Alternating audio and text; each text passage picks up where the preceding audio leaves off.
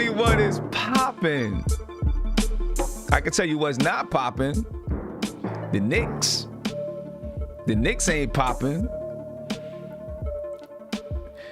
They mailed it in. They mailed it in the fourth quarter. The Knicks were up 81-80 at the end of the third quarter, and they mailed it in. They was ready to go home, ladies and gentlemen. Unacceptable. You gotta be able to fight through it. I know you're homesick. You know what I'm saying? You want to get home and get up under your lady's arm or something. You just gotta fight through it, man. You just gotta fight through it. The Knicks did not do it tonight. They looked good in that first half, but there were some holes in the first half, and Tony's gonna talk to us about it. There was definitely some holes in that first half, and then the water started leaking in the second half. You know what I mean? And you know what? We didn't get beat by Donovan Mitchell. We got beat by Royce O'Neal. He had 20 points and 6 rebounds. Rudy Gobert had 18 points and 19 rebounds with 4 blocks. Mike Conley had 19 points, 5 assists, and 7 rebounds, his usual. Jordan Clarkson, he had 13 points. Donovan Mitchell had 9 points, 8 rebounds, and 3 assists. He didn't play well, got beat up a little bit in the first half. Disappointed in this game. Not gonna lie to you, ladies and gentlemen. As for the New York Knicks, they were led by Julius Randle. They were led by Austin Rivers, who had 25 points in the first half. He was scorching hot in the second quarter. 25 points, 3 rebounds, 1 assist. Then Julius Randle had 18 points, 10 rebounds, and 4 assists. But the only player that truly played well for the New York Knicks was R.J. Barrett. He's really the only guy that played well. The only guy. He had 17 points, 4 rebounds, and 4 assists. He shot 63.6% from the field. He was 3 from the three-point line. But those aren't the only reasons why he played well. He played well defensively. Like everybody else, there were times when he lost his man and there were backdoor cuts. I think every single one of our guards had somebody go backdoor on them and score. Every single one of them. But RJ played with effort the entire game. Can't say that for the rest of the team. Just can't. Sorry. Can't say that for the rest of the team. Elfrid Payton had 4 points, 2 rebounds. Nerlens Noel, he had 2 points, 4 rebounds. Manuel quickly had 6 points, 4 rebounds. Nobody else really did anything else. Tough game, man. Tough loss. And I know the Knicks are ready to go home. The best thing about this game is that it ended. For real? I don't know, man. I was hyped in the first half. I was feeling good, but sketchy. Let's get over here to the crew. You know, you see his light. You see his light right now because some people are depressed. They're like, forget it. I'm going to bed. I ain't got time for all this. I'm going to bed. You know what I mean? I don't blame him. I almost felt like, damn, I got to get on and talk about this garbage game. You know what I'm saying? Tony, talk to me, brother. Shout out to the chat. Shout out to the panel. What up, son? Yo, Black, it's time. You know, yeah, I didn't know if you was gonna come on either, man. I really didn't. I was in there waiting, and the Drake was just spinning, like waiting for Sim to start the meeting. Yeah, man. So we talked about the halftime score and everything on Die Hard Knicks, and I was worried. I was worried then. You know, I was happy we were up.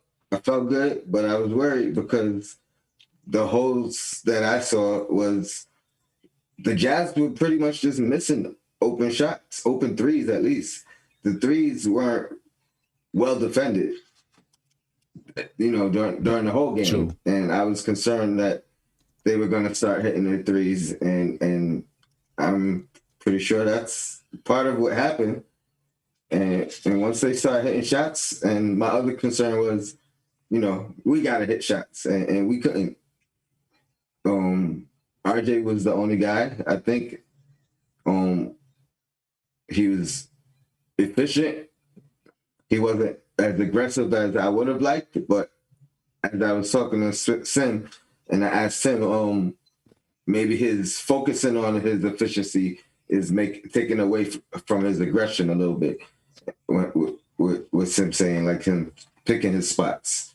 So, but that was my analysis of the game. I'm disappointed, but I also didn't think we were going to win. So, yeah, I mean, I didn't think we were going to win this game. You know, I was afraid that, you know, Utah was going to be on a rampage and we might mail the game in. And, you know, in the first half, it was like, okay, they came. Listen, I really felt like in the first half, I was proud because I was like, yo, it shows something about this team.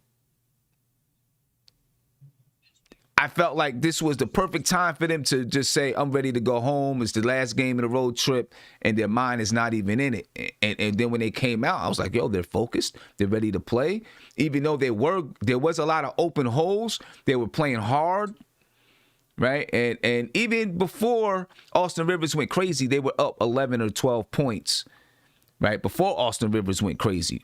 And then at the top of the second quarter, you know, they shaved the lead down to about 5 or 6, and then Austin Rivers started going crazy. They were up 13. Right? So I was like, okay, maybe the mindset is right. Maybe the mental strength is right. The mental fortitude is right. But then in the second half, it was like I was afraid because they were tied. Utah were tied the game. Knicks go up 4. Utah tied the game. Knicks go up 4. Utah tied the game. Knicks go up 4, 3 or 4, something like that. And I was like, okay, they're fighting them off. They're not letting them get the lead. But I was afraid if they got the lead and Utah goes up 3 or 4, I was like, what are the Knicks going to do? Are they going to call it quits? They called it quits. Devon? Let me ask you. Oh, yeah. Go ahead, Tony. Hey, Anthony, want to ask you a question. Go ahead, bro. Do you think Tibbs waited too long to put Rivers back in the second half? I thought.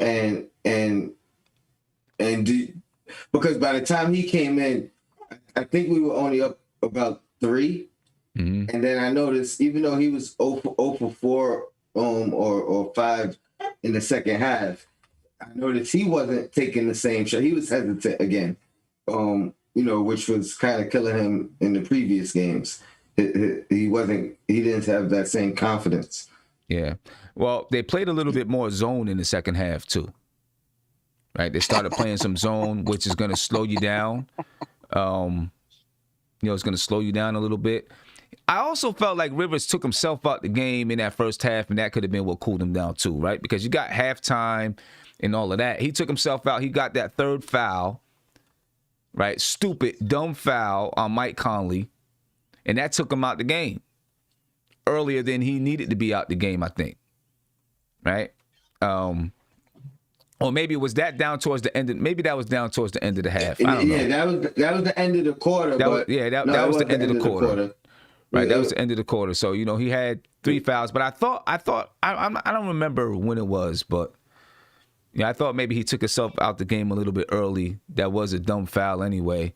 Then halftime, then he when he finally did get back in. Maybe maybe Tom Thibodeau could have brought him in a little bit earlier. I don't know though. I don't know, Devon. I mean, they broke that lead down quick anyway. Yeah, they broke the lead down quick. Yeah, salute to the panel. Mm-hmm. Yep.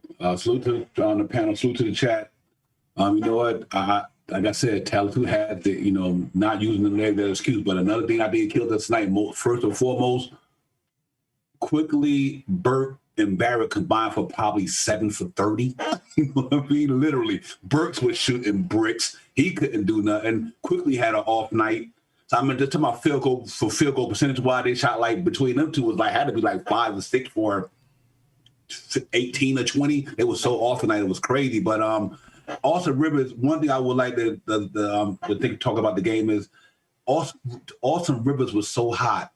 He literally took knocks and Obi topping out the game because he was, he was shooting. I mean, and it's good. He was hot. There's nothing you could do. So I don't want to say that Obi and Knox had a bad game. It wasn't their night because my man was bringing it in that second half. Yeah, because you know what, Devon? There were a couple of times in that second quarter where Obi set the screen for Rivers, and I was like, kick it back to him. Kick it back to him. Rivers took the shot, and he made it. Yeah. But I understand what you're saying because there were several times when Obi came, set a good screen, and he was wide open for the pop. Yeah. Or he was posting up. Too. And he was posting up.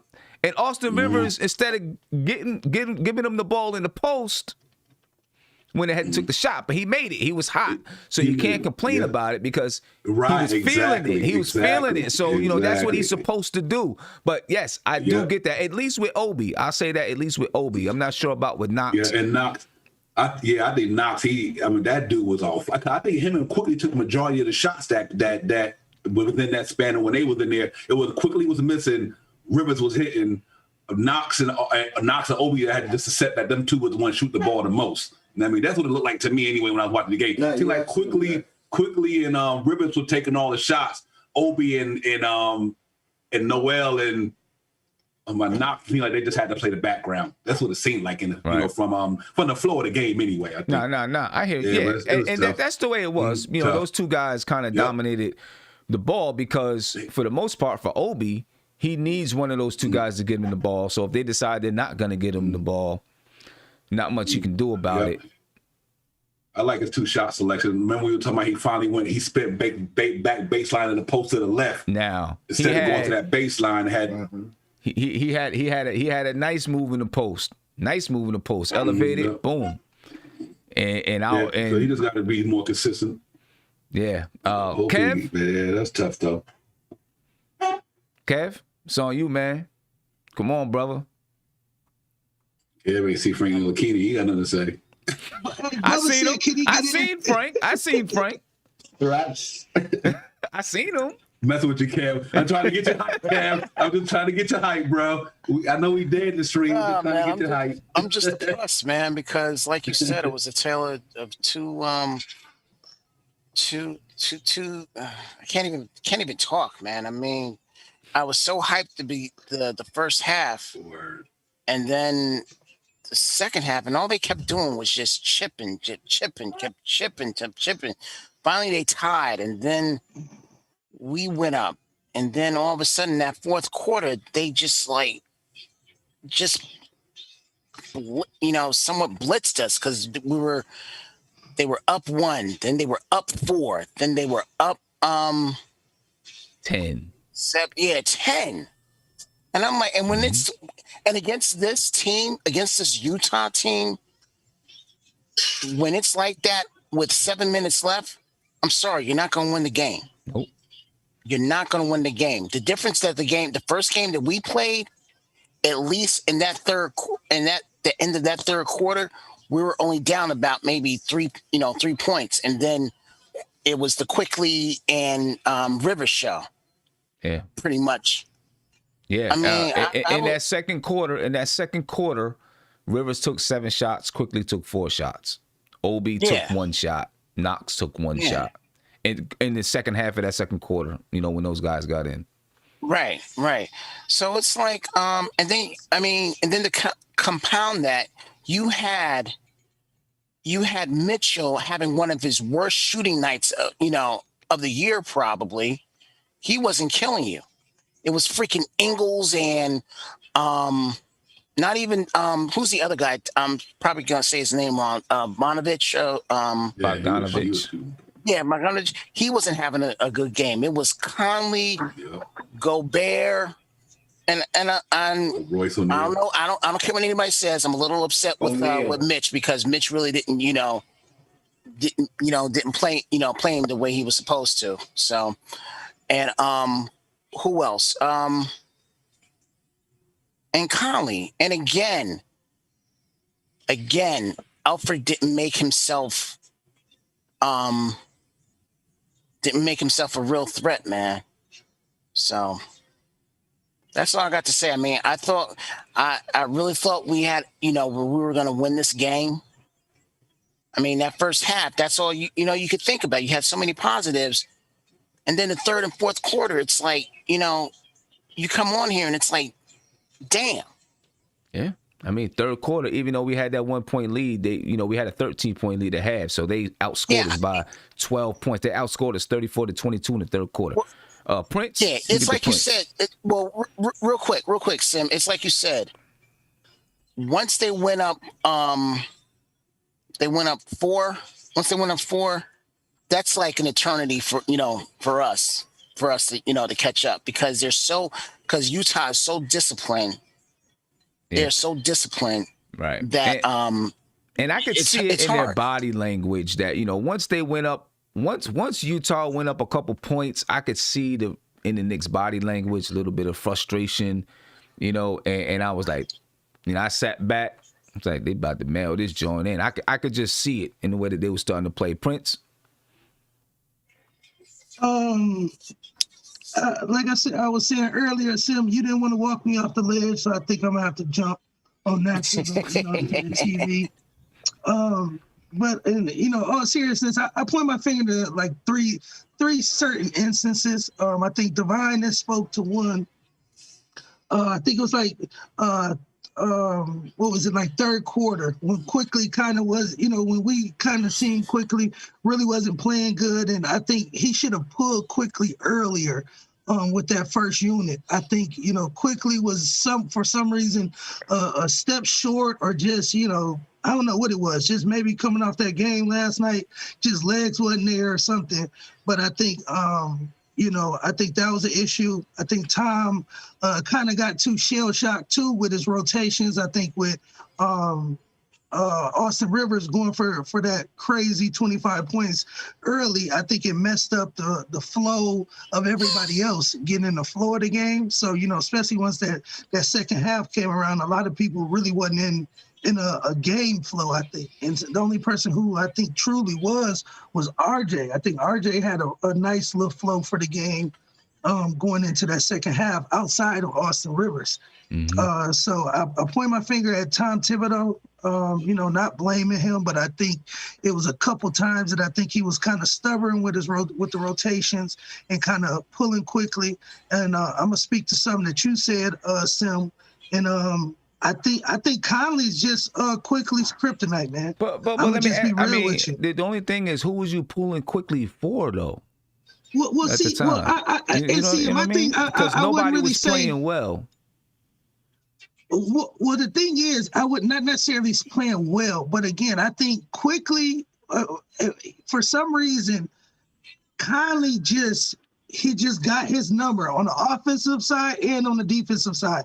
I just think Conley is something, like you said, it's something about Conley, like how you spoke to it, Sim, that it's just certain matchups. Like in the first half, I'm like, you know what? It's something about how we match up against them that we really match up with them pretty well for some weird reason in that first half. As you can see, we played lights out outside of the contribution from Austin Rivers. I think that first unit played pretty good in the first quarter. You know what I'm saying? To bring us into the second quarter where Austin Rivers went crazy. So again, I think that, like I said, that knocked off the flow. And the fact of the matter is that I think in the third quarter, maybe we should have put Austin at the one, and then you brought in somebody else like Obi or feed RJ, because RJ really kind of got froze out, to be dead honest, in that second half. It was a couple times that I seen him trying to get the rebound, you know what I'm saying? Like I think he wanted the last shot at the end of the third quarter, and Austin Rivers took the shot or tried to take the shot.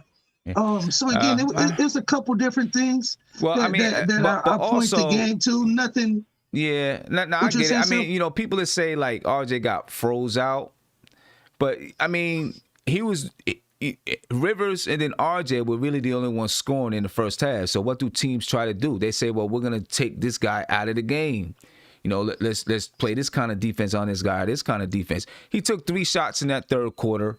And then in the fourth quarter, RJ took it was more took- Burks and Austin Rivers show in that third quarter. I think Sim, that was and that's my point, because even as we see, Alex Burke ended up having the worst shooting night, you know what I'm saying, of all. You know, like you said, he had a horrible game tonight. So again, I think him and Austin Rivers, you know, getting the green lights from Tibbs, I think kind of threw the flow off the game with RJ, Julius to a degree too. Him with his crying too. I mean, no disrespect, but he got to stop looking for calls from the refs. You know what I'm saying? Like, you just got to play bully ball and just you just got to take it sometimes. I mean, listen, he is getting hit. Yeah.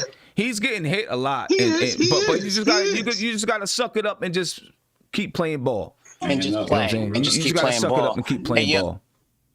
Yeah, and you would. And the thing about Burks, I didn't think he was going to have this difficult time shooting, because that was his arena before.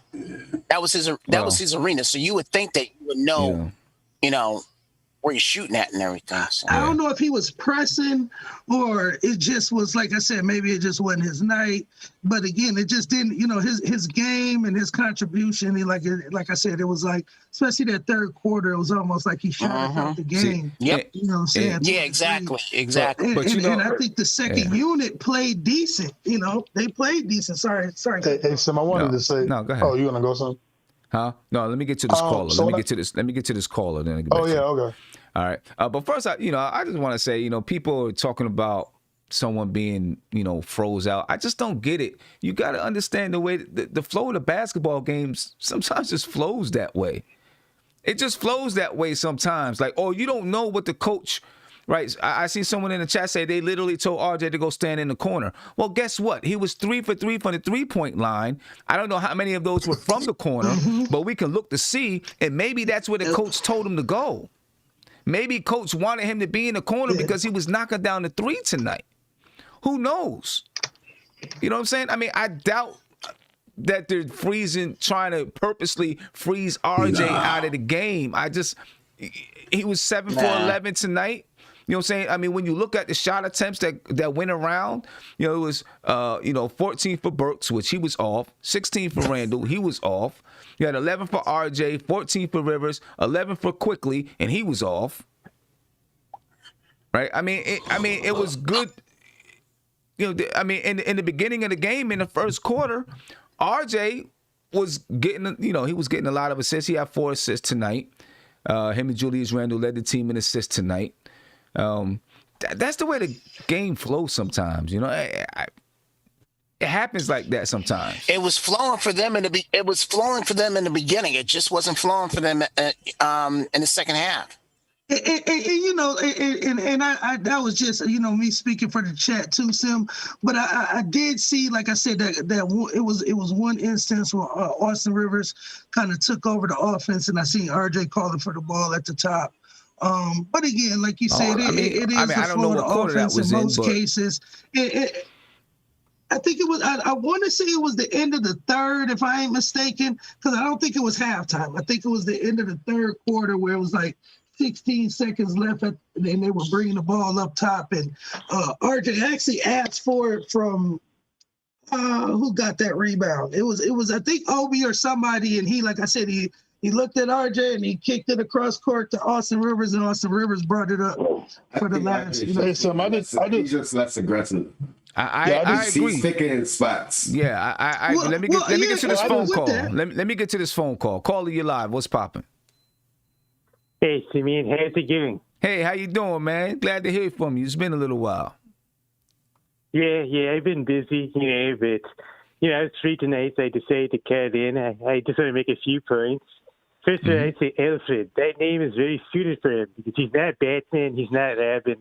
He's definitely Alfred because he's not ready for prime time. He was terrible, Oh, say that again? I was saying Alfred Payton, his name Alfred, he's definitely like Alfred from Batman because he's not ready for prime time, Just tonight he was terrible. I mean, like I said the other day, I don't know what y'all expect. His name is Alfred.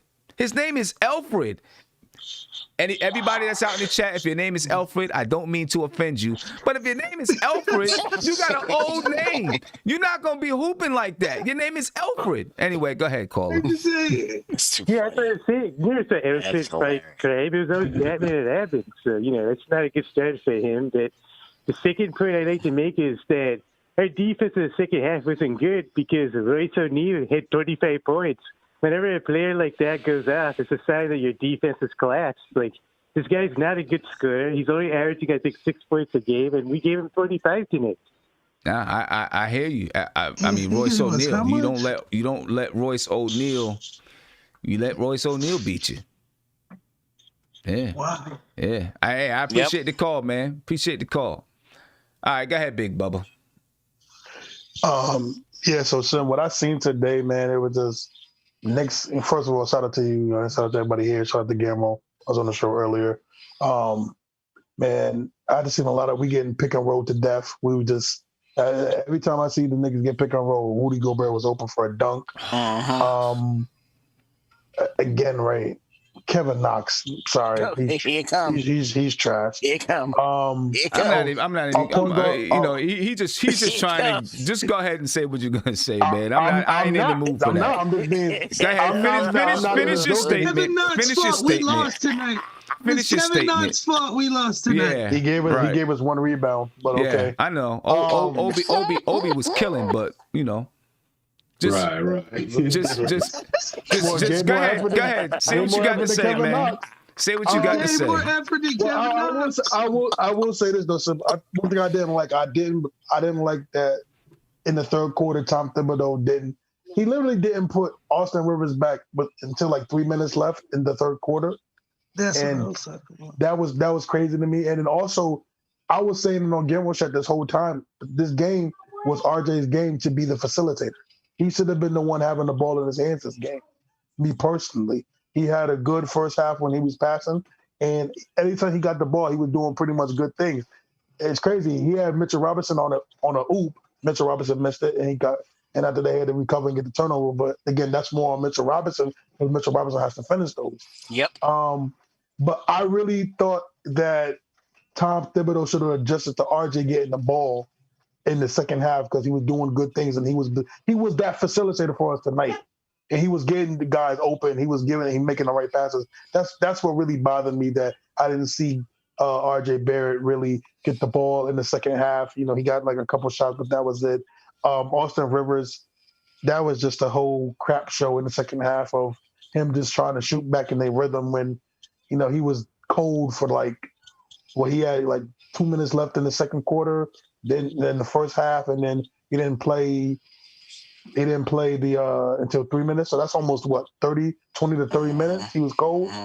I definitely thought Tom Thibodeau should have definitely put him back in. But yeah, it was the pick and roll, man. And then our defense was just letting these jokers have open shots. I mean, you had Clarkson open. You had the Joe Ingles open. It was like you said, I think they just you know what? we lost the lead. Let's go home. 1, 2, 3, Cancun. Yeah, I mean, look, as far as this whole thing with RJ Barrett, they started playing zone in the second half. You're not going to have a facilitator per se. They started going zone. It changes the game. And again, it changes the game. Exactly, and we can't handle it.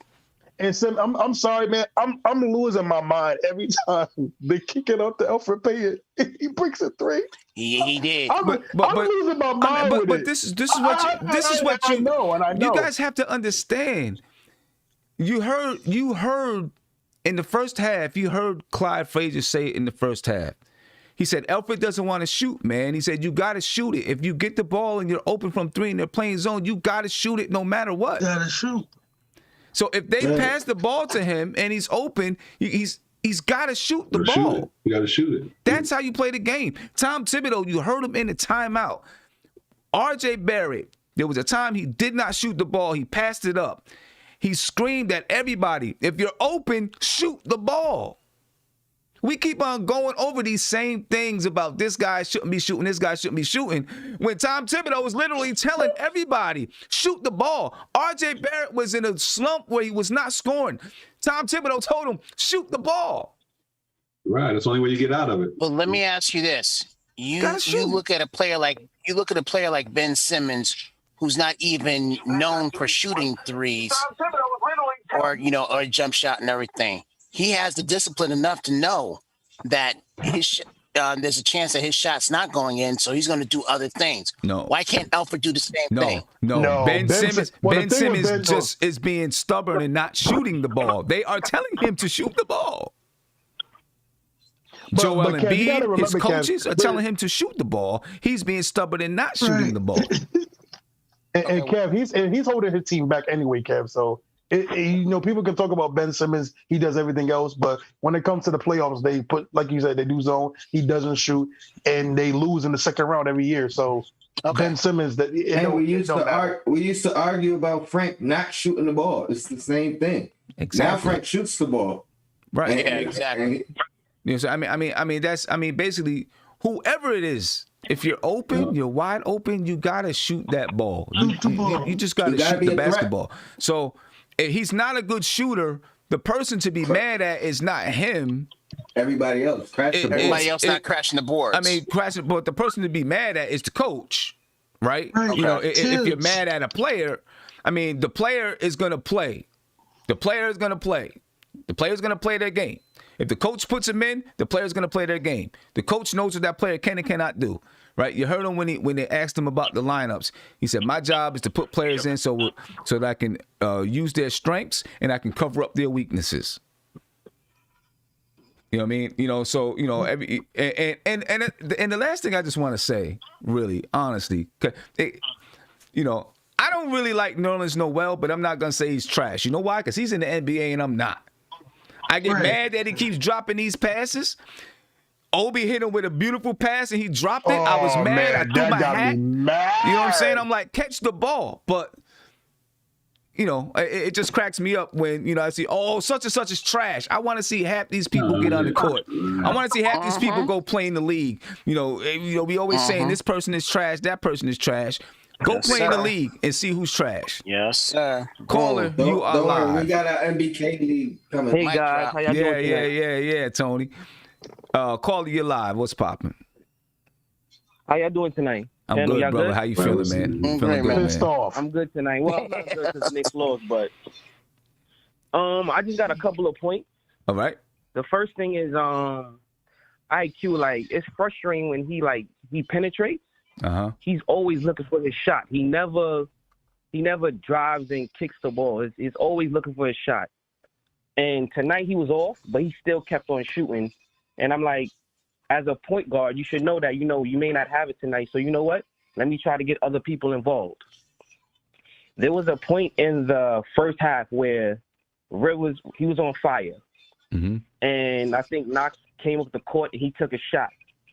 After that, he missed the shot, and Tibbs immediately took him out. You can see he was frustrated. Like, yo, if you have a player that's hot, give him the ball. Let him shoot. Mm-hmm. Let him keep on shooting. And the same thing with RJ tonight. I don't know if they have beef with each other or what's going on. If you know you have a player that has the hot hand, give him the ball. Every other team in the NBA, when somebody's hot, they give them the ball. The Knicks, they just say, you know what, I'm going to just come down and get my own shot. So, it's just frustrating. But y'all guys have a good night. I appreciate you. I appreciate you, man.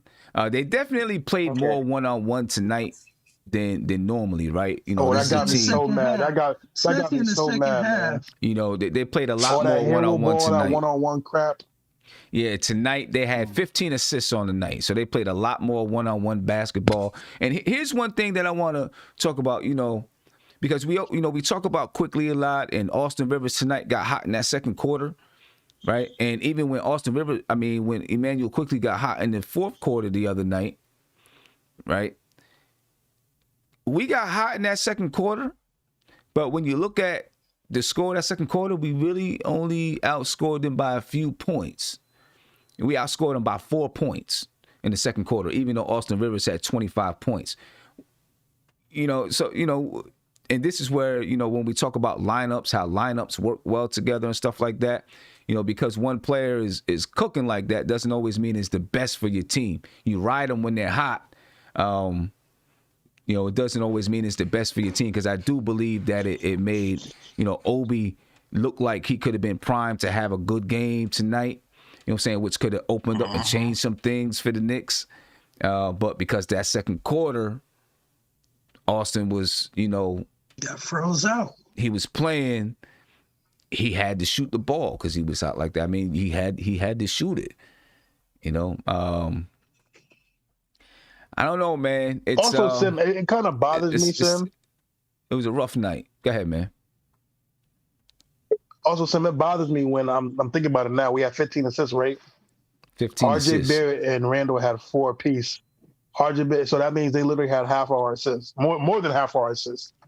Our point guard play, man, is just it's so frustrating right now, Sim. And again, like quickly, he's a rookie, so him going 1 for 11, that's people gonna have to get used to it this year. He's just not strong enough, and he's gonna do floaters, and he's not gonna really get the context of the rim. So that's just gonna happen. It's with the paying thing, man, and it's just not having a steady point guard, and just it's really frustrating. I'm gonna tell you the truth. I'm gonna tell you the truth. Unless we get a Chris Paul or something like that, I don't think any point guard is gonna come in. Leading an assist doesn't always tell you what a point guard is doing, in my opinion. Right? If you look at the Denver Nuggets, who's the leader in assists for the Denver Nuggets? Jokic. Joker. Right? But they still have a good point guard. So I don't think that's necessarily going to tell you what your point guard is doing just because they don't lead you in assist. You know what I mean? It doesn't. But he's the point guard, though. That's the difference, though. Huh? He's the point guard, though. Who's the point guard? But Joker's the point guard. Jamal Murray is their point guard. No, Gary. No, Joker's the point guard. Though. No. He is their distributor. The point guard does not have to be the person. The point guard does not have to be the person getting the assist. The point guard runs your team. There's a difference. But he runs the team, though. Runs the team. No, he doesn't run the team. Joker doesn't run the team. Look, listen. It runs through him. That doesn't mean that you are the decision maker. It runs through him. You know what I'm saying? It runs through him. So you can have a point guard you can have a point guard that comes down and says, we're going to run this play right here. And in this play, I got to give the ball to Jokic. And then Jokic finds the cutter. Or the point guard can say, we're going to run this play right here where we got such and such coming off the screen. And I get him in the corner. Or I pass it to this guy who finds him in the corner. And then he shoots, and then he shoots the three. Right. The point guard is the decision maker. On the floor. I'm not gonna lie.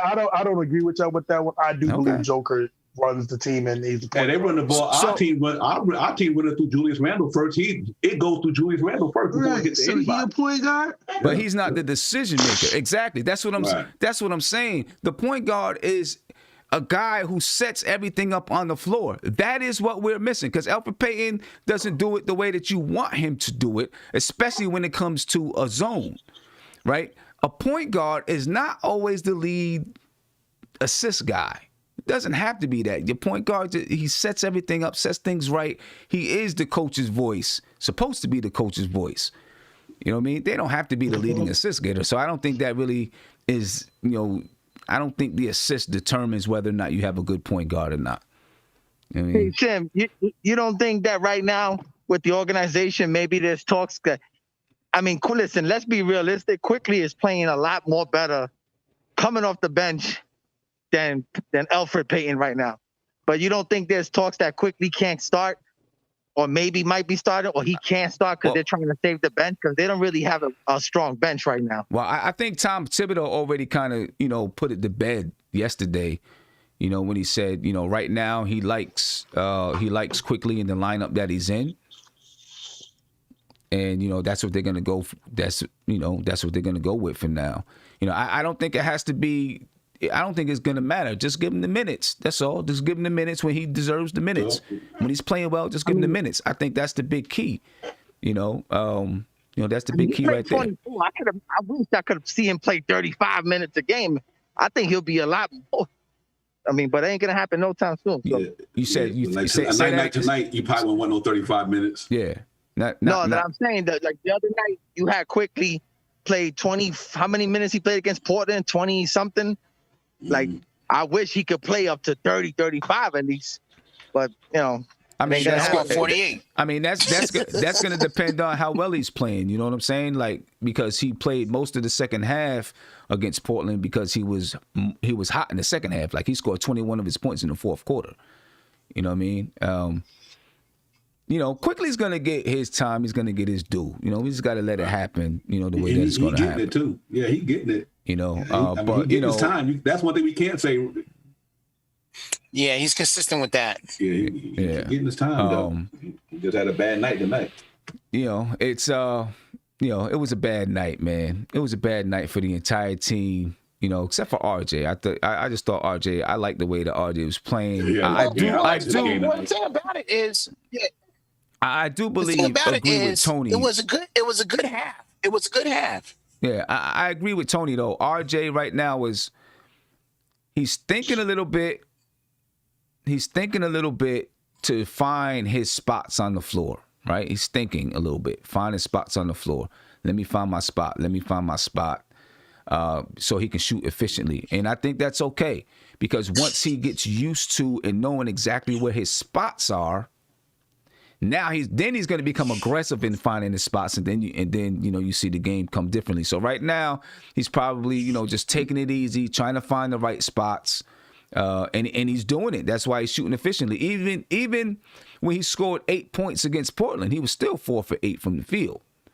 You know what I mean? So he's taking his time, finding his spots, and then once he is in that habit of getting to those spots consistently and knowing how to get there, then he can start to be a little bit more aggressive. Because I agree with you, Tony. I think he's a little bit less aggressive, because he's figuring out those spots on the floor. But that's all in development.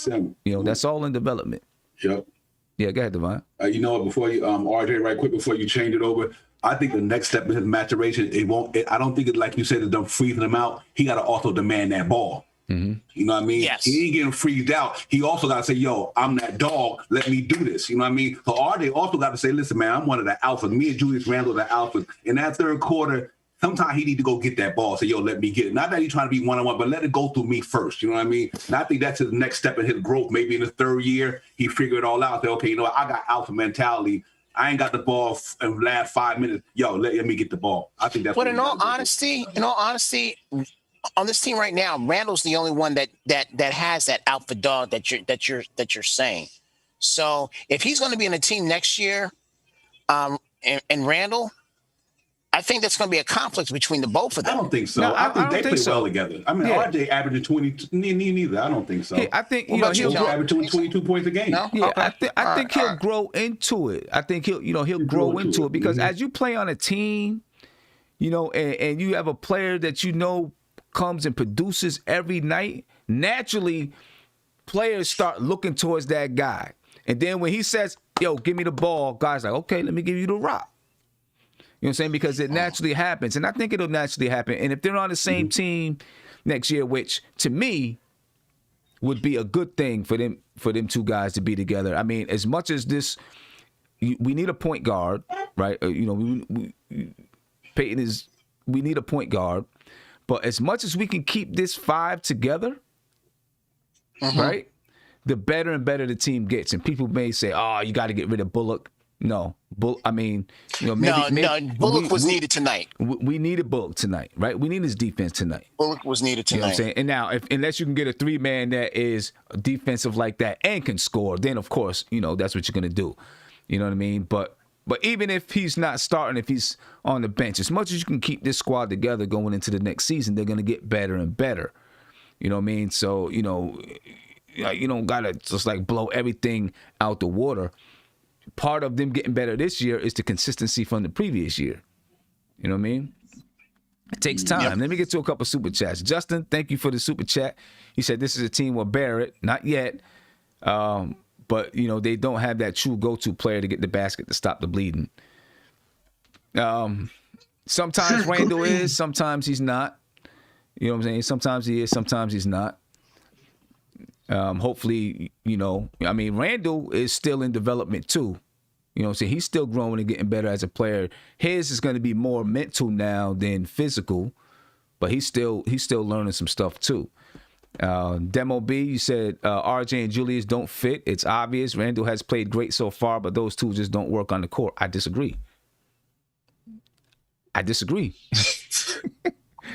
really do disagree. I mean, you know, a good portion of Randall's assists come from RJ. I mean, go through RJ, where Randall is finding RJ for open shots or cutting to the basket. I think that those two guys can work well together. And it's nice to be able to groom two guys to be able to play together. Not that one day you're not going to get some better players in here, but, you know, you start grooming and building something with them. I don't know. I think that they do play well together. And then Justin, you said quickly needs to start quickly. Still learning. Yeah, RJ's still learning, and Randall is still learning too. His, you know, physically, you know, his skill set is he's, you know, it's going to get better. You know, some things, you know, he's at that point where he's physically, you know, he's got his habits, and his habits are going to be there, but he's going to get better up here. You know what I mean? While he's still at a physical peak where he's still got the speed and the power and that stuff, that kind of stuff, I think. One of the things it's a lot easier for Randall right now to find RJ. RJ passes the ball to Randall as well, but excuse me, I think the problem with RJ giving it to Randall is it's usually him deferring rather than finding him right in within his game, right? A driving kick. It's usually, let me give him the ball. You know, he's the go-to, or he's the leader. Right. RJ's best create within the flow of his game, and once he figures that out, and I don't know if that's a problem. Like, I blame RJ on that. I'm not gonna blame Randall for that. Maybe Randall has to tell him, like, yo, you know, do what you do.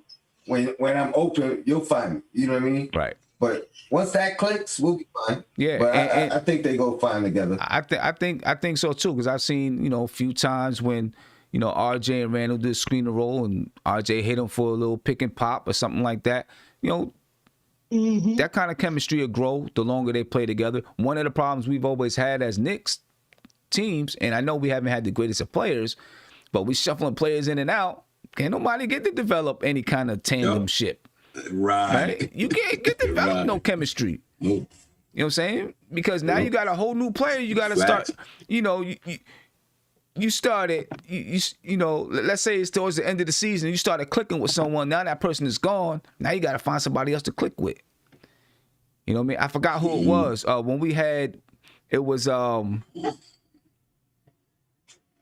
Dougie Fresh and Kyle on the team, right? They was hitting that elbow to the backdoor cut all day long. The next thing you know, right? You know, they both end up out of here. You know what I mean? And, you know, so I remember that. You know, if you get them two guys on the same together, playing together, you know, for a third year, it's gonna look even better and better, I think, between them two. You know, they're gonna get to know what each other does. You know, and then now they've been together for a while. It's you know, Randall's like, hey, get a ball to RJ, or, you know, RJ's like, hey, get a ball to Rand. Like, now they're telling teammates, like, yo, we got something going here. I think they'll be okay. You know, but you need that point guard that can really sort things out, so it don't have to be Randall, because Randall's getting assists not because he is controlling the offense by saying this is what we need to do. He's getting the assist simply because he can drive and kick, and he draws a lot of attention. You still need that guy that just really puts it all together. Right. You know what I mean? Still need that guy that does that. He played like that tonight to me. It seemed like all day tonight played like he was hitting some big shot for us to try to keep us in the game, or you know, I think he played one of the better games tonight that I've seen this year, because he was efficient. He was in the flow of the game. I think he was the best player tonight by far to me tonight. He was he was at least for the Knicks, he was the best player. He played, especially that first 5 minutes of the game. Like, you couldn't ask for better basketball from RJ. He played real good. Yeah, he did his thing, man. Looking at some of the numbers behind the game, I really didn't even want to bring this up, but I'm gonna bring it up. No. Hey guys, right. I'm gonna I'm gonna turn in. All right, and All right, I will man. talk to y'all Have a good night. when I talk to you. All right. Yeah. Right, good one, bro. I mean, listen. Let me just tell you this. Just as a tip, pro tip. You never go drink when you're depressed. That's how you cause alcoholism. All right. When you're depressed, don't go get anything to drink. Sam, you the man. Right? You the man. All right. I'm just want to put You that the out man. there. I didn't get my yak, so there you go. I didn't get no yak today. Okay. I just want to put that out there, man. All right, guys, Peace, take it Kev. easy. All right. Peace. The Knicks scored 94 points tonight after scoring 50. What they score? 59 or something like that in the first half. Mm-hmm. And they got thwarted in the second half by the Utah Jazz, ladies and gentlemen. They lost 108-94. 57 rebounds for the Jazz, 53 for the Knicks. 24 assists for the Jazz, only 15 assists for the Knicks. That's one of the lowest of the season. I don't know what the season low is, but that's one of the lowest of the season. Both teams had 6 steals. 5 blocks for the Jazz, 4 for the Knicks.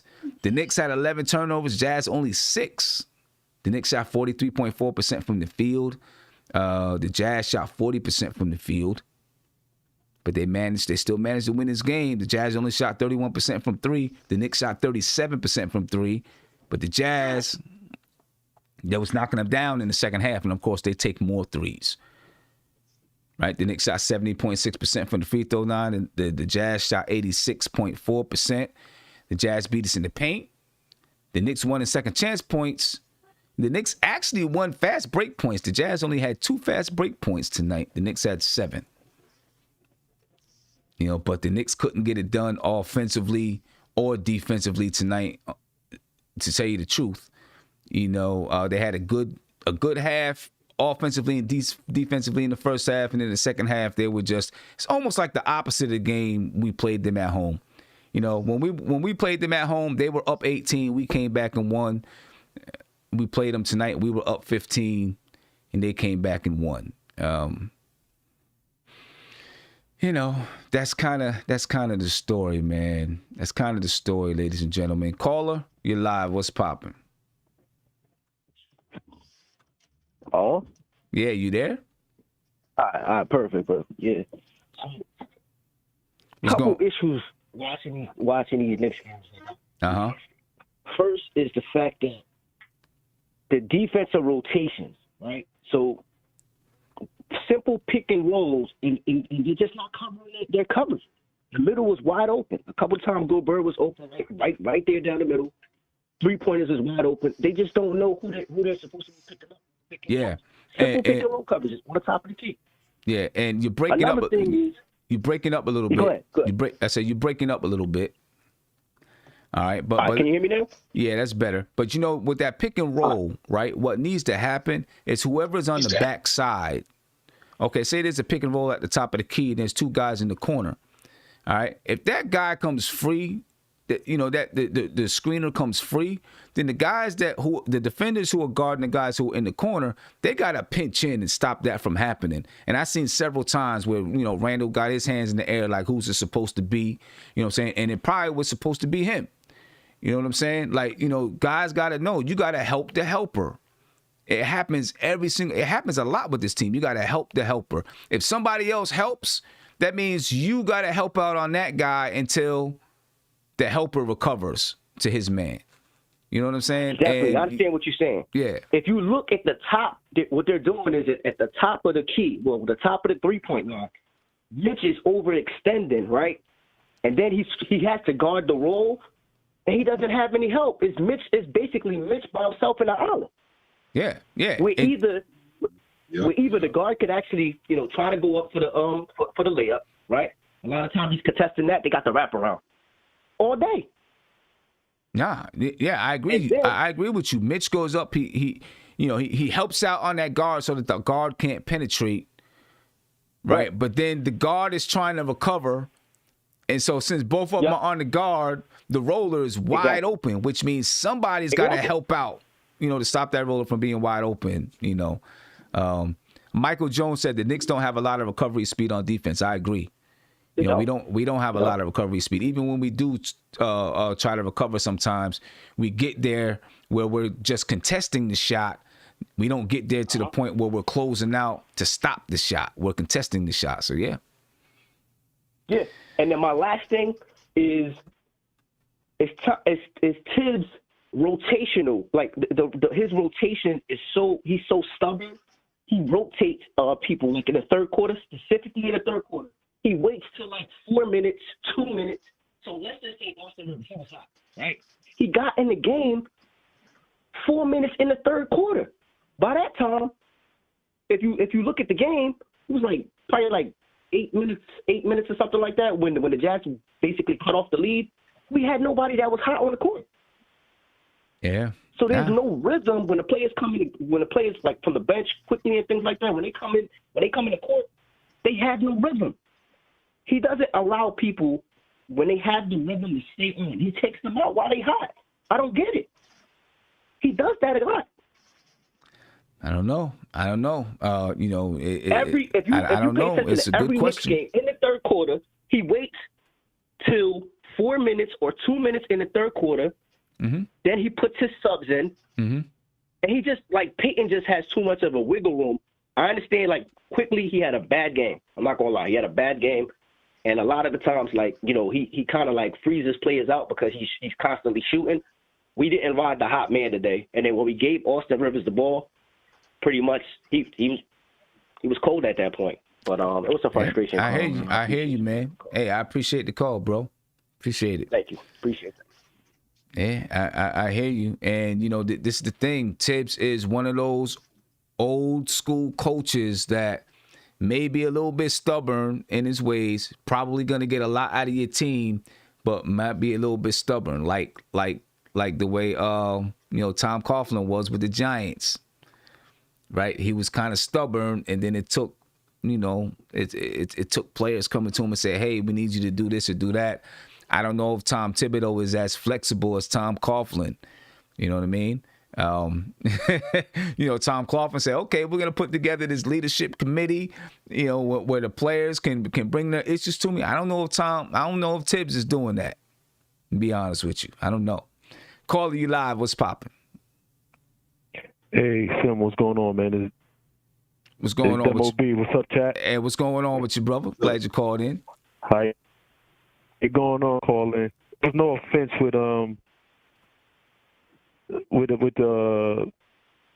boy Julius Randle. I'm just saying, from last year, I could see that RJ is not. This is not the RJ I saw from Duke. He's like coming in here. He's like talking about other guys are stronger. Randle, Morris last year. That's not his game. You know what I'm saying? He's a leader. But he can't be a leader amongst men. It's like he's intimidated some kind of way by these guys. He's not taking the reins like the leader he could be. Now I agree with you. I agree when I with look at him, we're not getting the player that we could have got, and I feel like the Knicks organization does that.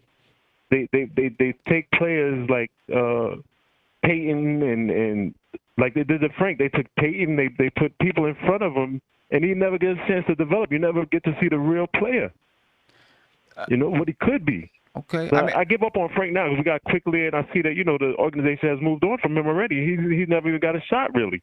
Yeah. I don't want the same thing happening on RJ. Right. So if it takes moving Randle, so that we could get the full shine of Randle, of RJ, I'd rather see Randle go, even though he's been a great player. He's our best player. You know what I'm saying? But he's 27. RJ's 20. Yeah. Obi coming up, and he's blocking Obi. And see, I agree with you about RJ, but I think, what you're asking him to do, even with Randle there, will come in time. Because I think some of it is just him growing up as an individual, where you get more confidence in yourself as a person to feel like, all right, you know what, I can ask for it, demand the ball, or, like even as a kid just out on the playground, you know what I'm saying? You get out there at first and you just kind of out there, you're doing your thing. As you get a little bit older, you get the confidence where you can say to him, like, yo, give me the ball. Like, I know you nice, but I'm nice too. Give me the ball. Right. You know what I'm saying? I think, you know what I'm saying? I think with him, it's just going to come with some of that confidence as he just grows older. You know what I mean? What I like is we got a guy like Quickly. Quickly came in. He's trying to go for his. You know, not every play is going to be the same way. Like, let's say next year we was able to get like a Cade Cunningham or a T. Suggs. I know those guys are coming in. They coming for it. They coming for their spot. You know, but RJ for whatever reason, I think he was intimidated last year with the Morris and the Randall, and he it wasn't the RJ we saw. He took the reins at Duke right away as a freshman. He was bringing the ball up the court. You know what I'm saying? We didn't get that player. Nah, I get it. And I want to see that guy. I get it. But, you know, I mean, I get it. I understand what you're saying. I just think it just takes a little bit of time to grow into it. Because you're a boy coming in with men. Because look at Zion and look at Morant. They came in and took the reins. Yeah, but RJ never got that shot. It went right to Morris and Randall first. But do they have? I mean, like they came in and took the reins, but do they have like who's on their team? Exactly. Nobody that could boss them. I mean, I get that. I mean, I understand what you're saying. But still, I think that's. I mean, I get it. I still think that's part of the maturation process. You know what I'm saying? Where he's gotta, he's gonna grow up. I think if you know. My bad. If you draft a player like that, then you got to eliminate all the other things out of his way that's going to hold him back. You know what I'm saying? Like there was nothing holding. Even though Ingram is good, they didn't let Ingram outshine Zion.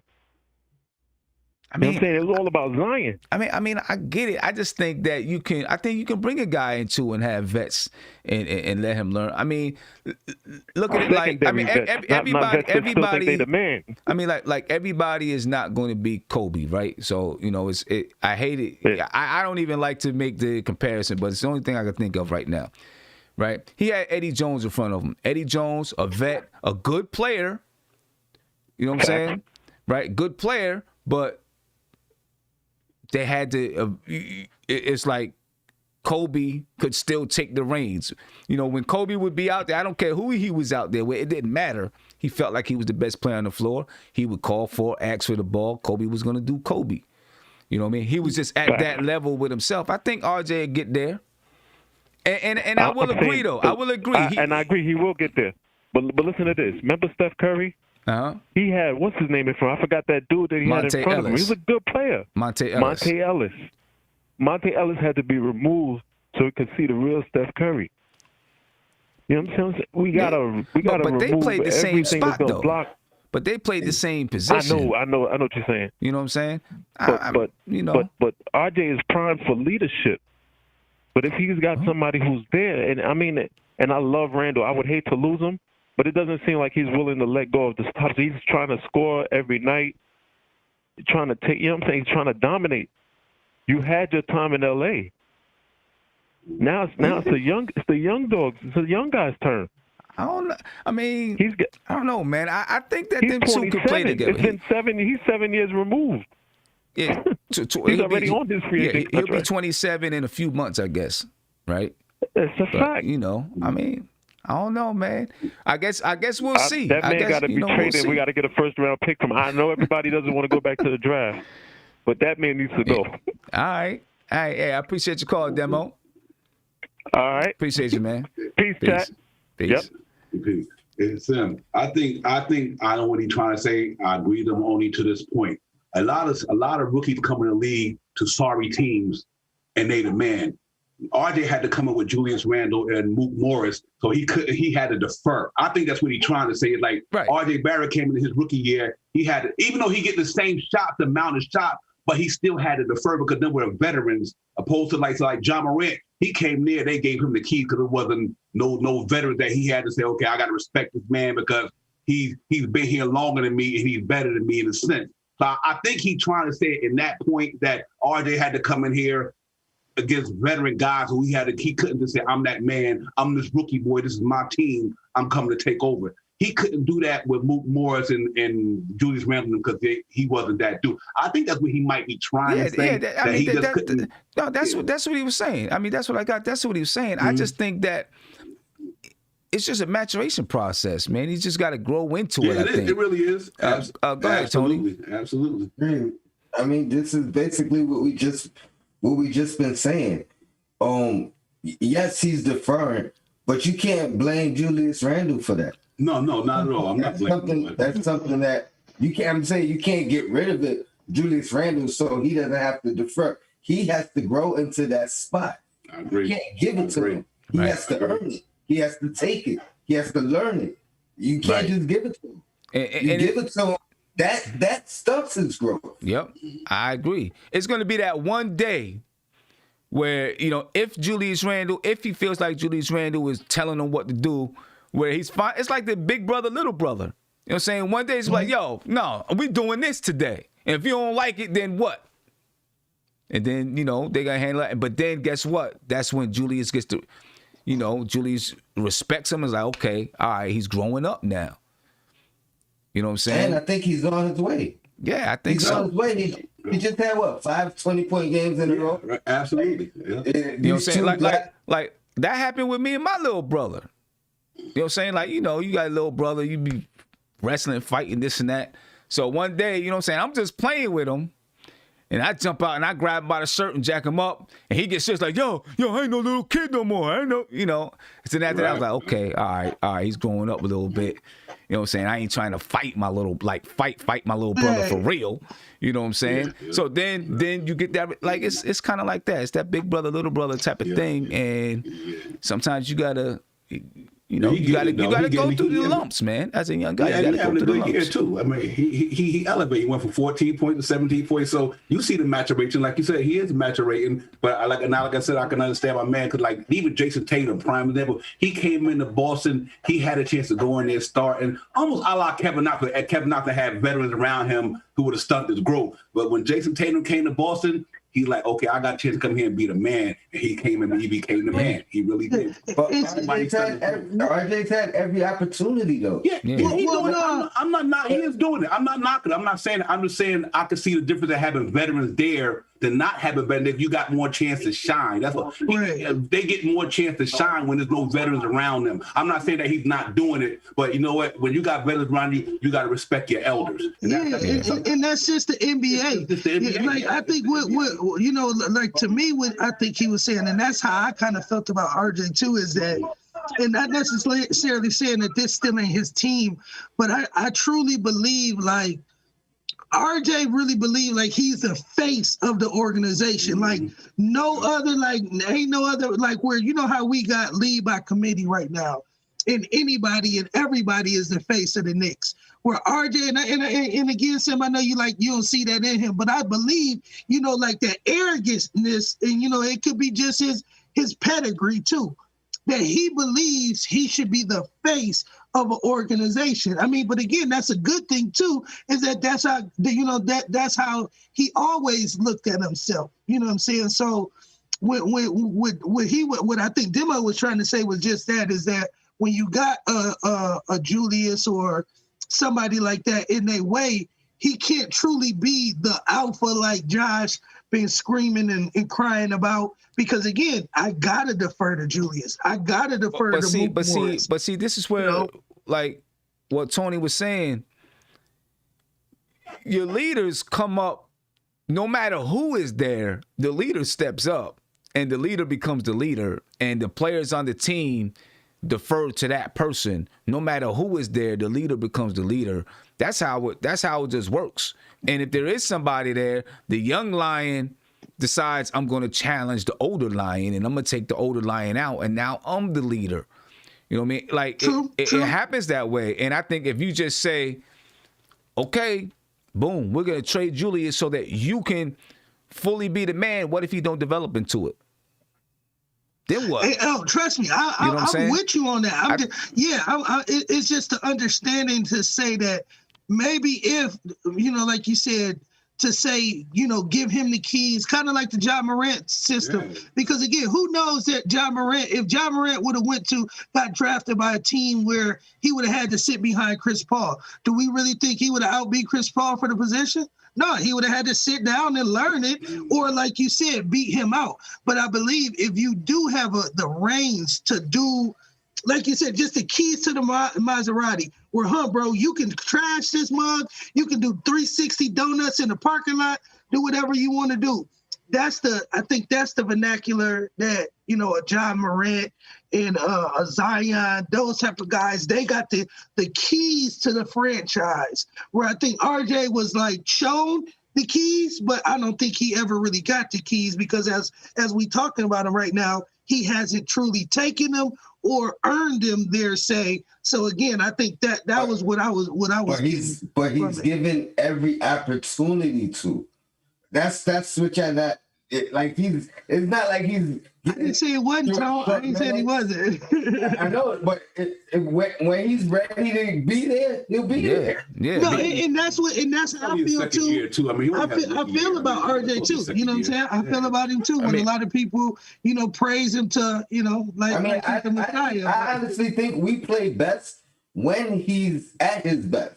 Mm-hmm. I do. Yeah. But he has to be at his best. Absolutely. Right. And he has to develop that confidence. Out when not to defer.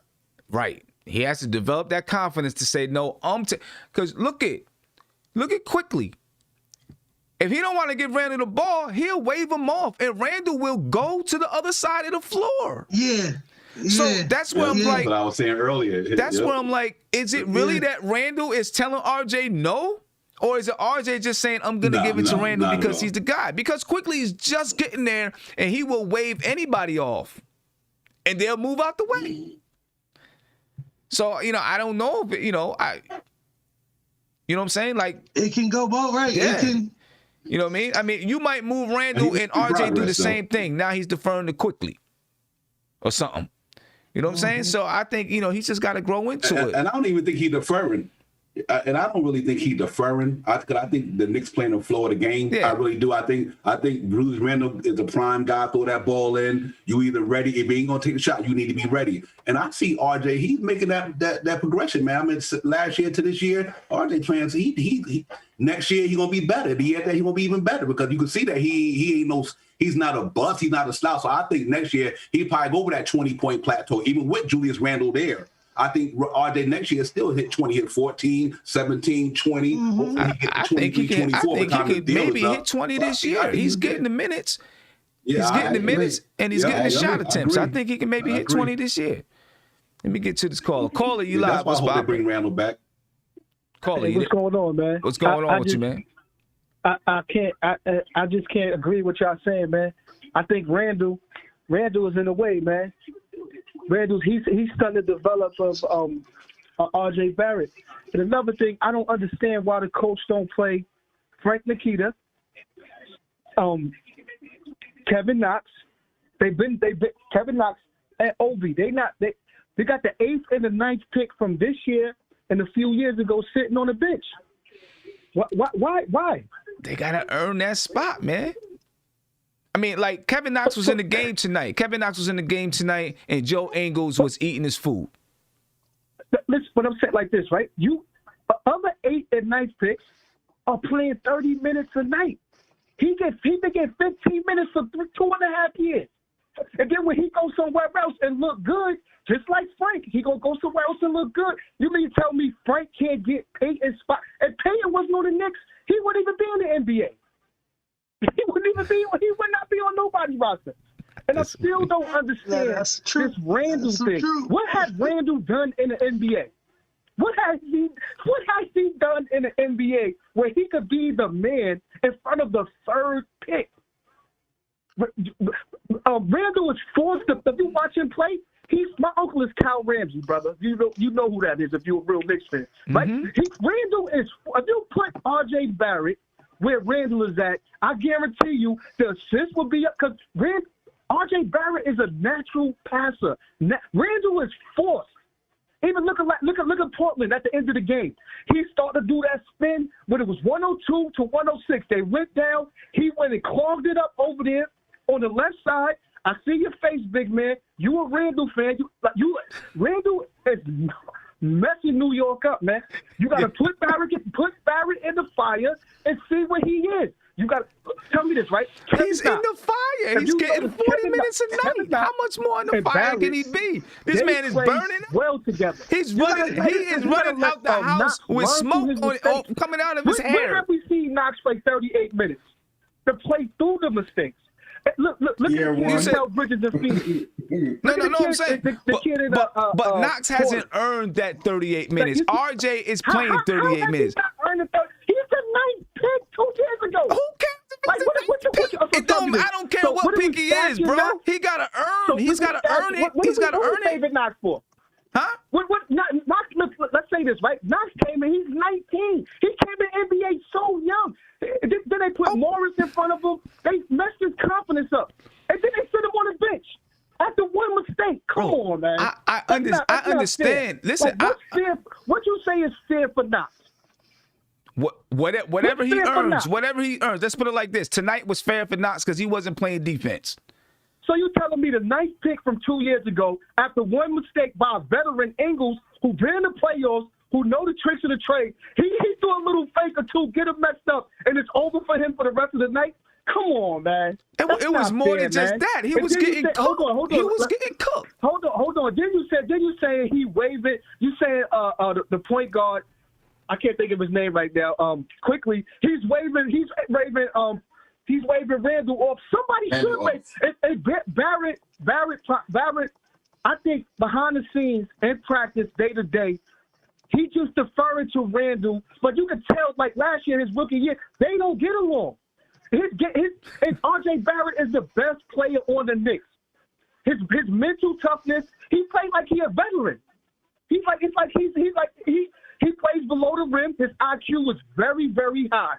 And I guarantee you, if you put RJ Barrett in the Randall spot, the Knicks will be better winning. They'll be way better. Another thing, your Tibbs is one of those coaches. He's going to play his seniors. Why is Bullock and Burks, why are they playing so much? Like, what is the Knicks trying to do? Get to the playoffs with Bullock and Burks? For what? Are they part of the future? Come on, man. There's some truth to what he's saying. I don't think there's truth to what he's saying. The point, I'm gonna let you go, right? The point guard situation should be quickly and Frank. Quickly, I think quickly should start. Frank, what's the difference between Frank and Peyton? What's the difference? Confidence, right there. Confidence. Frank is better than Peyton, and he's 21. Why have Frank for 3 years? Right? Frank can't even stay on the court. Years, and then sit him on the bench for Peyton. Bro, Frank can't even stay on the court. You know what I'm saying? That's my favorite player on the team. I like Frank. He can't even stay on the court. And this whole thing about the draft, about they would pick 8th, 9th, whatever, none of that matters once you get in the league. Who cares? Once you get in the league, Kevin Knox was picked 9th. Once you get in the league, it don't matter. If he's not earning the minutes, he's not earning the minutes. Bottom line. It don't make no sense to me. Was Randall? I think Randall was the 7th pick. Yeah. So there you go. Randall was the 7th pick. It don't matter. It don't matter where they pick. You're not going to give Kevin Knox 38 minutes just because he was picked 9th. He's got to earn his spot. If you're doing that, then you're doing something wrong. You know what I mean? You're doing something wrong. Someone said, what confidence does Peyton have? He's got more confidence than Frank. How about that? He's got more confidence than Frank. I like Frank. I really do. I really like Frank. But don't tell me when he gets on the floor and he's dribbling the ball up, you don't feel like the other guard is going to take it from him. Because he's a little bit sketchy sometimes.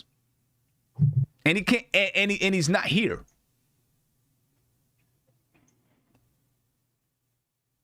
You know what I mean? But just because a player is picked 8th or 9th, you don't play him just because of that. They got to earn their spot. Right? Kevin Knox was playing he was playing bad tonight. He was playing bad on defense. So he sits down. That's what you do. That is development. I'm sorry. That's development. Development is not always, I'm just going to give you 38 minutes so you can play. Right? You can't if you play 38 minutes a night with bad habits, then you're going to keep those bad habits. You can be a better player by playing 10 minutes a night playing with good habits and really learning how to play the game than playing 38 minutes, but you got terrible habits.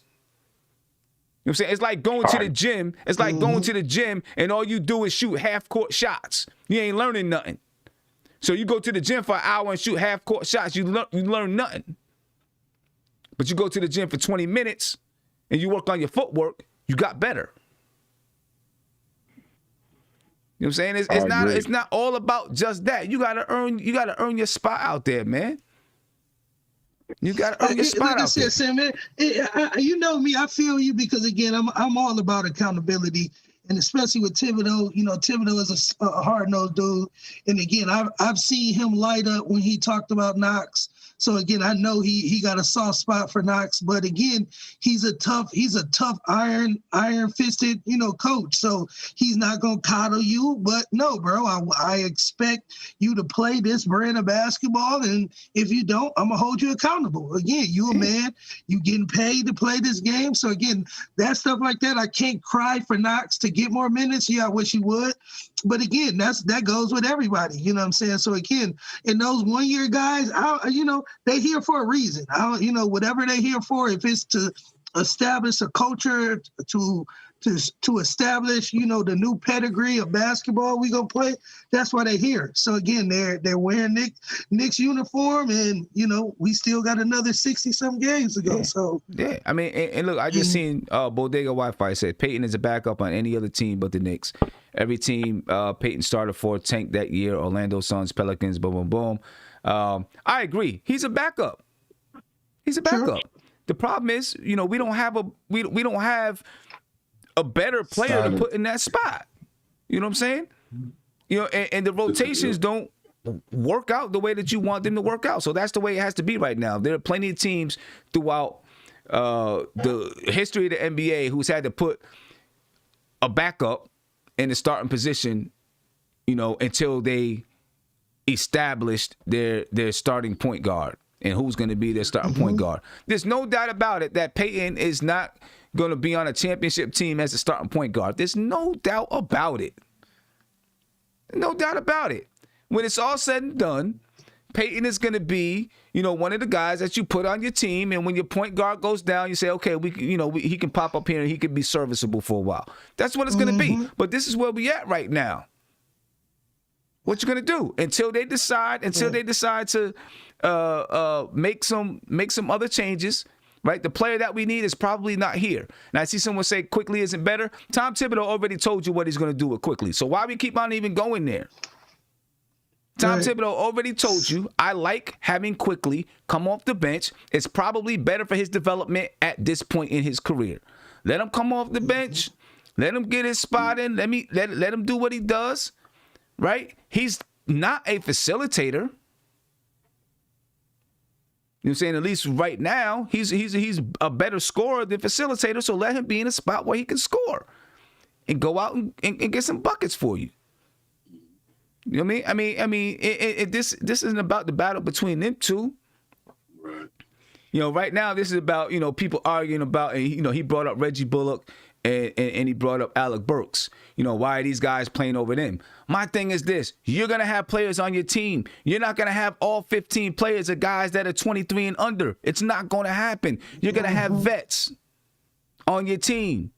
And once you get everybody on your team, it's kill or be killed.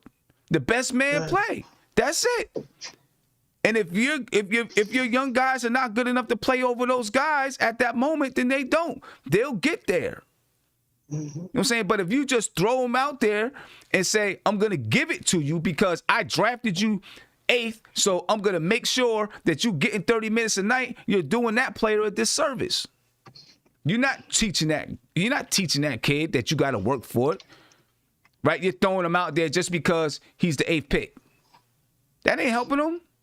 That's not development. Really believe that. I can really believe that this regime, they really have plans for guys. So even though we may not see guys playing, like I'm pretty sure they got a plan for DSJ, even though if he may be a trade bait, but they have a system of what they want him to get good at or what they want him to work at so that he can be effective in this Tom Thibodeau's offense. So same thing with Knox, same thing with RJ. They have packages that I'm pretty sure all of them have little homework that they have to work on to get better. You know what I'm saying? That I see that they're working on. You know what I'm saying? So, you know what I'm saying? I mean, you know, I appreciate you for calling in, but he's gonna sit here and really tell us that Knox deserved to play 38 minutes tonight?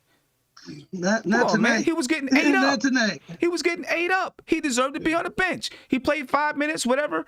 He deserved to be on the bench. He got ate up. Go ahead, Tony. I think a lot of the fans really just want us to play the young guys. You know, they don't want any vets. I ain't even gonna lie. I was one of those guys, you know, for a short period of time. I play all the young guys. Let's see them develop. Frank, all the guys. But number one, once we got Thibodeau, I knew that was out the window. Right. If that was the route, then it would have been the Nets old coach. You know what I mean? But once we got Thibodeau, we should know it's not going to be.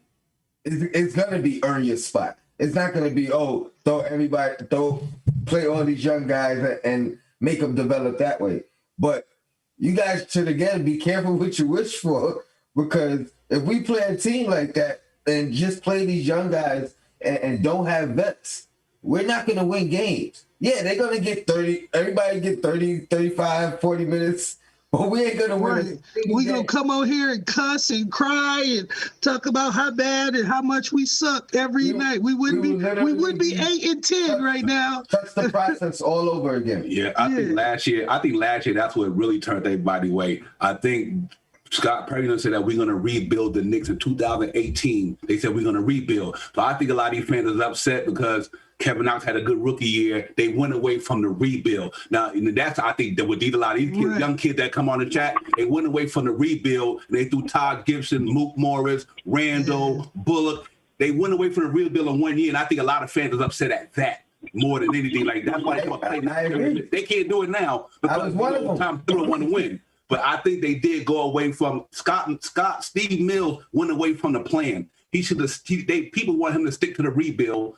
And then he grabbed all them veterans and they took them boys minutes to deal with their growth. I think that's what the biggest gripe with our New York fans is, that they went away from that more than that would have made more sense to Brian, like you said, for them to do it last year. Last year, if you would have let RJ and Knox play 30 minutes, reckless abandon, let them just do stupid stuff, right? You know what I'm saying? But this season, Tom Thibodeau, like you said, it ain't happening. I just feel like I got better getting beat up by vets. I got better getting put on my ass by vets. I got better by being in practice with players that were playing tough defense on me, knocking me down, and I had to earn my respect. That's how I got better. I didn't get better because the coach said, I'm just going to anoint you. That's not how I got better. You know what I'm saying? And I don't think most people don't get better that way. Most people get better because they have to earn it. Now you respect it more. When something is just given to you, you don't respect it the same. You know what I'm saying? You want these guys to have work ethics. You want these guys to have to work for it, and if they can't get it, they're gone. You know what I'm saying? Where, you just say, you know what, I'm just going to give it to you just because you're this pick. Now, they don't have that work. They don't feel like I have to earn it because it was just given to me. I got it already. I don't have to do nothing for it. You know what I'm saying? So that's why I think it's good to have, that they got to have a pecking order, that they got to fight their way up the pecking order, because I think they're respected more. And when they finally do get there, they understand there's somebody coming up behind me that wants my spot. What do I got to do to keep my spot? When it's just given to you, you may not understand that somebody's coming up behind you to get your spot. Because you think it's just going to be yours. And then what if we get the first pick and the top guy is playing your position? He's supposed to just get it? Exactly. Exactly. Think about this. Think about this. Just to give you an example, right? Julius Randle's came off the bench. Julius Randle's played behind guys, and he had to earn his reputation. He had to earn his spot. He seen that the Knicks drafted Obi, And he's like, hold up. Turned up. Hold up. Let me show these guys something because I want to get re-up. I need to show them something because he came up in a pecking order. That's how you I think that's how you got to get it, man. You know what I mean? Instead of just giving somebody something for nothing. I agree 100%. Call it. A lot of sorry, go ahead. Let's get to this call. Call you live. What's popping, man? Hey, what's up, Simmons? Kareem, how's it going? I'm good, brother. How you feeling? Great. I'm well, can't complain. Yeah, man. So what's going on with you, man? Did you watch the game? Yeah, I watched the game, man. I was hyped at the first half, man. Then the second half, I was about to get my noose out the closet and hang up.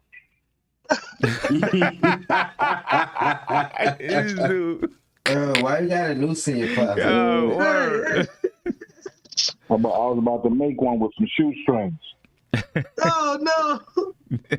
Don't do it, bro. They're not worth it. They're not worth it. Nah, I know. I'm just joking, man. Popeye's got the chicken sandwich on sale, so I'll be good tomorrow. I'll be good tomorrow, man. Yeah. But I wanted to speak on what one of the previous callers, a topic that he brought up. Here's the thing I'm going to say, and I know nobody's going to like it, but I'm going to go ahead and say it. We overachieved the beginning of the season. Now we're playing like we thought we would play. Now all these drastic suggestions come. R.J. Barrett is not ready to be the man. So stop with all this trade Randall stuff. Dude can barely shoot consistently. So, I don't know where that's coming from, man. I mean, he's been shooting efficiently the past 6 games, though. Yeah, he has, but he's not someone, and I'm not even saying that Randall. We don't have a guy that's going to take over the game when we need them to. Right? No, I agree. It's always, they look like they're not getting along, and it's like, dude, I'm gonna look pissed off if I keep losing. Losing lowers the morale of the team. Mm-hmm. And you've seen it. Once they took the lead, it's like we gave up. Ain't no doubt about that. Our body language. Yep. They gave up as soon as we took that lead, man. They was ready to go home. They was ready to get off this road trip. Yeah, so I just say, man, let's be real. It's going to be a long season, man. We got to be realistic. Well, listen, it's not going to get any easier next week, right? Next week we play. We got a tough home schedule coming up. Oh, man. Yeah, we got a tough home schedule. Tough home schedule coming up. Who do we play? We play Cleveland, we play the Clippers, and we play somebody else. I forgot. Can't remember who it is. But we got a tough schedule coming up. So Chicago, a couple of games in a row, I think. Chicago, yeah, we got them back to back. Right. Zach LaVine. But on Friday, we play somebody on Friday. We play Cleveland on Friday. I believe. Yeah, Cleveland on Friday. Right. And then on Sunday, Clippers. we play the Clippers. And then after we play the Clippers, we play somebody else with a good record. I don't remember who it is. We looked at it the other day. I think I can bring it up. But one thing we can say about this team, Sam, it's like every game, it's like you never know what games we're going to win. Right. So we may pull off some wins. This was our game to take right here. We had it. And we let them get comfortable, and, our system is predicated on defense. We have to bring that every night. We have to know who's switching where. We can't be losing assignments. Can't look sleep out there. Right. And we look really lethargic in that second half. Yeah, no doubt about that. We look real lethargic, man. I mean, we kind of threw in the towel. As soon as they took the lead, we threw in the towel and, was ready to pack our bags and head back to New York. Yeah, it was like they had some COVID women waiting for them at the hotel room. Like, man, let's just get it in with them and go back. You know, they quarantine. And one more thing too, Sim, with Knox. This dude is getting a lot of minutes now, and the stats are not equating to the minutes that he has. He hasn't really showed us. The defense has been there for him this season, but offensively, what are we getting out of him? I mean, he had a couple of games where he was hitting. But it hasn't been consistent. You know what I mean? And you know, the best I've seen him this season was preseason. I mean, basically, you know, I think with Tom Thibodeau, you know, he's gonna give him a chance, see if his shot is hitting. If his shot ain't hitting, then he might take him out of the game. Yeah, but I honestly think that we're doing him a disservice by just trying to make him a spot-up shooter. I think we need to get some plays with him moving off the ball because he's good at that. You know, quick slashes to the basket. You know, he's not a spot-up shooter. I think, like Sim said, I don't think Tibbs is even giving two flying floods about offense right now. I mean, he won, like he said, if he could win a game 2-1, I think he'll win that game. Yeah. Like he said, he'll take a win like that. I mean, you know what I'm saying? So I feel like Knox is, you know, he got his role and he's trying to, you know, play within his role, and you know they want him to be right now. They want him to be a spot up shooter, and you know. Like I said, if he's hitting, coach will leave him in there. If he's not hitting, yanking. You know, then he's gonna yank him. I guess if he's playing defense, he'll keep him out there because he can shoot, he can knock it down, and you never know when he's gonna get hot. But he's got to be consistently playing defense. And tonight, he was getting smoked. You know. Yeah, it was bad. It was bad tonight. Yeah, it was. Man, I was like, I've never seen it was like we forgot our defensive sets tonight. Yeah. I mean, I'm telling you, you know, people don't want to believe it. People in the chat, some people in the chat, I know guys in the video chat understand what I'm saying, but we be missing with we miss what Reggie Bullock brings to this team defensively, bro. We miss it. I agree. We miss it big time. And then you know what people don't realize too, Sim? Just by him being out, now you have someone that was coming off the bench in the start lineup. Yep.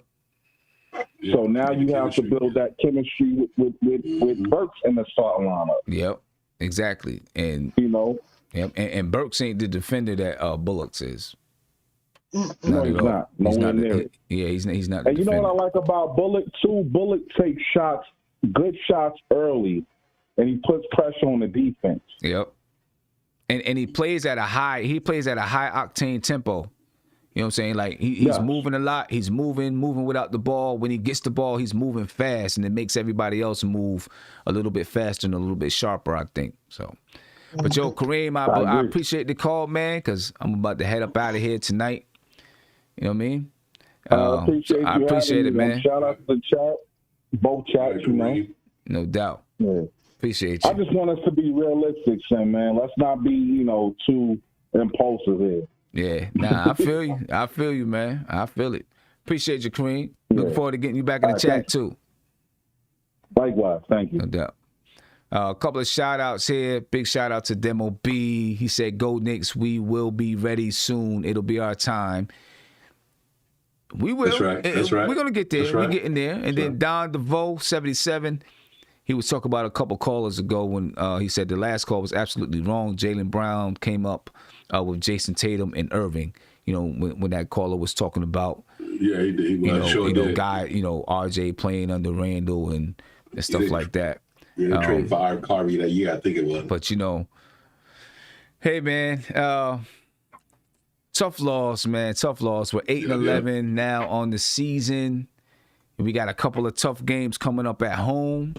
We do get a little bit of a break, so you know they can come home, they can do some practice, work on all the things. They got a couple of days to really work on some things. You know what I mean? We're gonna do the shoot around tomorrow. It's gonna be a little bit later tomorrow. I got to do the shoot around about 3:30, and we'll get a chance to talk about what do they need to work on during these couple of days off. I'm saying, where do the Knicks need to focus what do they need to do during these days off?